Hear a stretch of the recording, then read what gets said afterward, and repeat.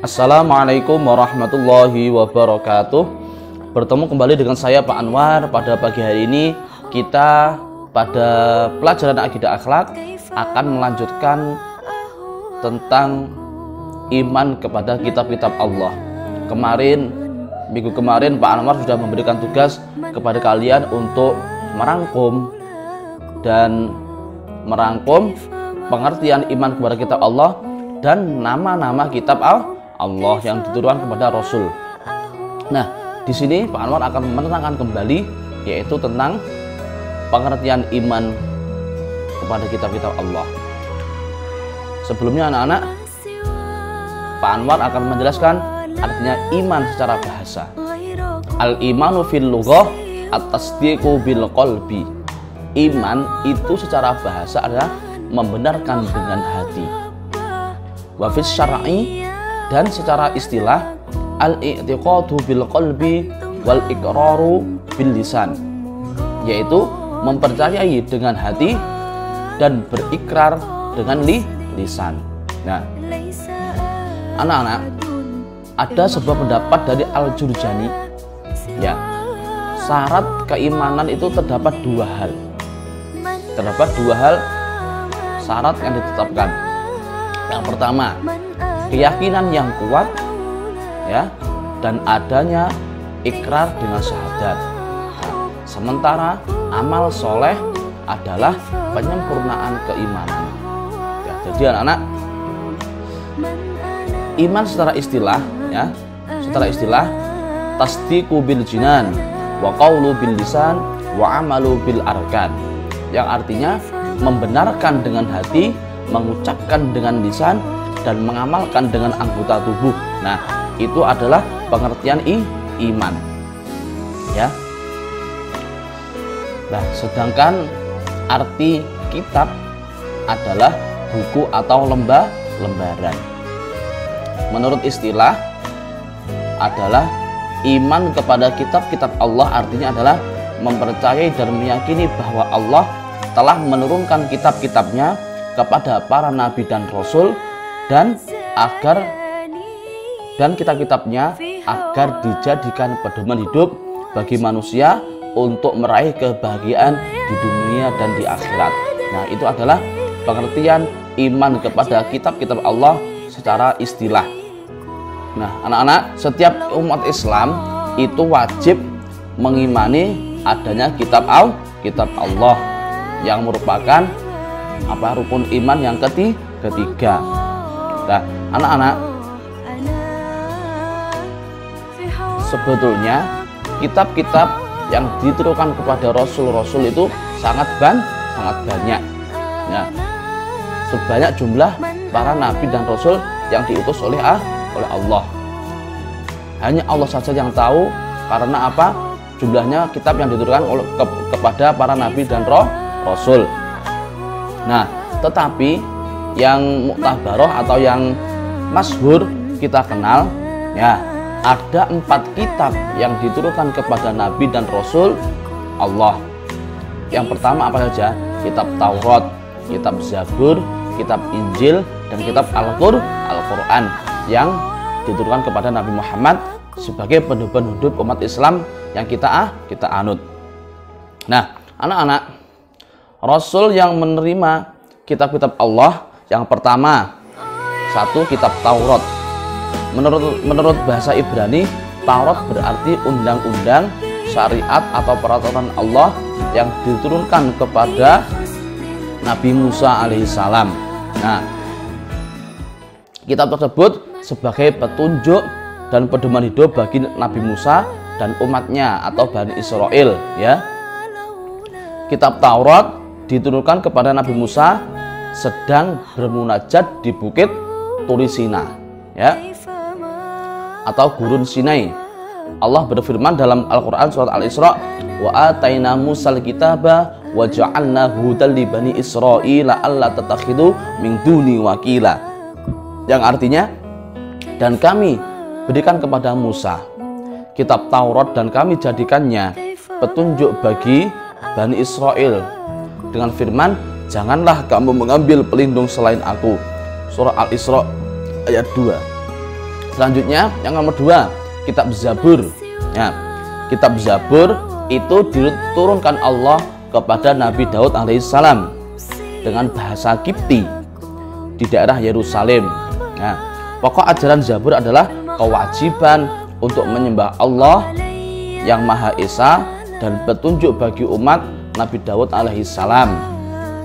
Ya, juga diperintahkan oleh Allah untuk meneruskan syariat yang dibawa Nabi Musa. Nah, Allah berfirman, wa ataina Dawuda Zabura, yang artinya dan kami berikan Zabur kepada Daud. Selanjutnya kitab Injil. Ya, kitab Injil. Kitab Injil ini diturunkan kepada Nabi Isa alaihissalam di daerah Yerusalem. Kata Injil berarti ada apa artinya? Kabar gembira. Pokok ajaran Injil sama dengan kitab-kitab sebelumnya, ya. Ada firman Allah yang berada dalam Quran surah Al-Maidah, wa qaffayna ala atharihim bi Isa bin Maryam ila akhirih. Nanti kamu baca sendiri di rumah, ya. Selanjutnya nomor 4. Nah, ini Al-Qur'an. Al-Qur'an ini diturunkan kepada kitab yang diturunkan kepada Nabi Muhammad Sallallahu Alaihi Wasallam. Nah, di 2 kota, yaitu di kota Makkah dan Madinah. Kalau di kota Makkah namanya nanti golongan surah Makkiyah, kalau di Madinah nanti golongan surah Madaniyah. Pada abad ke-7 Masehi. Nah, kitab tersebut menjadi mukjizat Nabi Muhammad dan mengandung petunjuk bagi umat manusia. Ya, sebagaimana firman Allah dalam Al-Qur'an, "Dzalikal kitabu la raiba fih." Dan kitab Al-Qur'an ini tidak ada keraguan padanya. Nah, Al-Qur'an ini ya, anak-anak, diturunkan Allah kepada Nabi Muhammad sebagai penyempurna dari kitab-kitab dari nabi-nabi sebelumnya, ya. Al-Quran mendapat jaminan dari Allah, yaitu tidak akan berubah keasliannya dan tetap berlaku sampai akhir zaman. Ya anak-anak, kalau kita lihat sekarang ini, apakah ada yang ada hafal Injil? Tidak ada. Apakah ada yang hafal Zabur? Tidak ada. Apakah ada yang hafal kitab Taurat? Tidak ada. Kalau yang hafal Al-Quran banyak, insya Allah. Karena apa?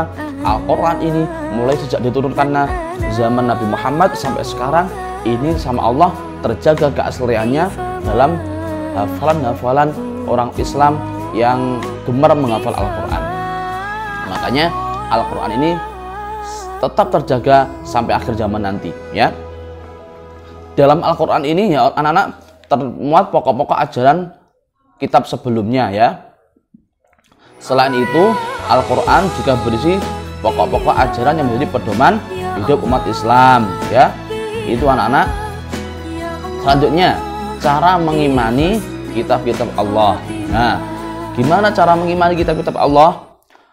Ada dalam Al-Quran surah Al-Hadid, laqad arsalna rusuluna bil bayyinati wa anzalna ma'ahumul kitaba wal mizan liyaquman nasu bil qist, yang artinya sungguh kami telah mengutus rasul-rasul kami dengan bukti-bukti yang nyata, dan kami turunkan bersama mereka kitab dan neraka atau keadilan agar manusia dapat berlaku adil. Nah, anak-anak, bagaimana cara mengimaninya? Yang pertama, ya, mempercayai bahwa seluruh kitab datangnya dari Allah. Pokoknya kita yakin saja, ya. Semua kitab yang diturunkan ini datangnya dari Allah. Yang kedua, mempercayai nama-nama kitab yang dijelaskan dalam Al-Quran, termasuk keempat kitab yang telah disebutkan di atas. Nah, yang penting kita percaya saja kitab-kitab yang diturunkan, ada 4 kitab itu merupakan langsung turunnya dari Allah. Jangan ragu-ragu, ya. Karena apa? Al-i'tiqadu bil qalbi. Kita meyakini dalam hati kita bahwa kitab-kitab tadi benar diturunkan dari Allah. Yang ketiga, membenarkan atas dik, ya, membenarkan berita-berita tentang kitab-kitab terdahulu dalam Al-Quran. Yang keempat, mengamalkan hukum-hukum dari Al-Quran. Banyak sekali hukum-hukum dalam Al-Quran ya anak-anak, banyak sekali ya. Al-Quran itu mengandung ajaran-ajaran yang wajib diamalkan dan berisi hukum-hukum yang dijadikan pedoman hidup bagi umat Islam ya anak-anak. Itu mungkin dari Pak Anwar untuk materi akidah hari ini. Jangan ragu-ragu dengan kitab yang diturunkan kepada Nabi Muhammad ya, jangan ragu-ragu ya. Kalian yakini dalam hati, at-tasdiqu bil qalbi. Nah, seperti yang sudah saya katakan di awal tadi ya, kita yakini, benar-benar yakin, tidak usah ragu-ragu lagi. Kita memeluk agama Islam dan Al-Quran sebagai pedoman hidup kita. Dari saya akhiri, dan jangan lupa selalu dukung channel YouTube MI Hidayatullah Official ya. Dengan cara apa? Klik subscribe dan kalian share ke seluruh akun media sosial yang kalian punya. Saya akhiri, wassalamualaikum warahmatullahi wabarakatuh.